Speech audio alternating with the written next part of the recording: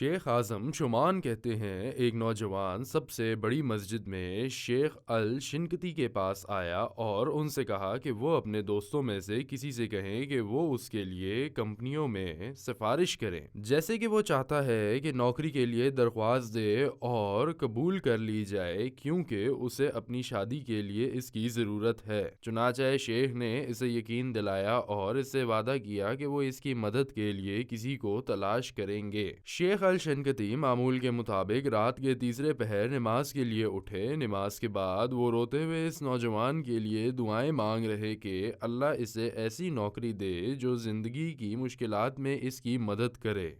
وَإِذَا سَأَلَكَ عِبَادِي عَنِّي فَإِنِّي قَرِيبٌ أُجِيبُ دَعْوَةَ الدَّاعِ إِذَا دَعَانِ فَلْيَسْتَجِيبُوا لِي وَلْيُؤْمِنُوا بِي لَعَلَّهُمْ يَرْشُدُونَ۔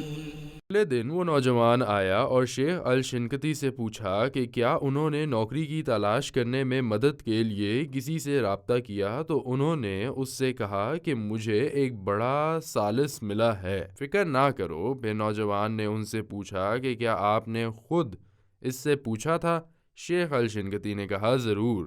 نوجوان نے پوچھا وہ عظیم ثالث کون ہے؟ شیخ الشنقیطی نے کہا اللہ۔ نوجوان نے غصے سے کہا مجھے ایک ثالث کی ضرورت ہے اور آپ کہہ رہے ہیں اللہ؟ شیخ الشنقیطی بہت غصے میں آ گئے اور رونے لگے کیونکہ نوجوان بات کو نہیں سمجھ سکا اور اسے اللہ پر بھروسہ نہیں ہے۔ تھوڑی دیر بعد نوجوان اپنی بات پر نادم ہوا اور اللہ سے توبہ کی اور شیخ الشنقیطی سے معافی مانگی۔ وہ اللہ سے دعائیں کرنے لگا، اس کا سہارا لینے لگا اور اس پر بھروسہ کرنے لگا اور اس کے اپنے خالق پر بھروسہ بہت بڑھ گیا۔ پھر وہ دو مختلف جگہوں پر دو نوکریوں کے لیے انٹرویو دینے گیا۔ اس نے پہلی ملازمت کے لیے درخواست دی لیکن اسے مسترد کر دیا گیا۔ اس نے اللہ سے امید نہیں ہاری اور دوسری نوکری پر چلا گیا۔ اسے وہاں اپنا ایک دوست ملا اور وہ دوست اس کمپنی کا مالک تھا۔ وہ اس نوجوان کو اچھی طرح سے جانتا تھا۔ اس نے اس سے کہا ملازم ہونے کے لیے تمہاری صلاحیت بہت زیادہ ہے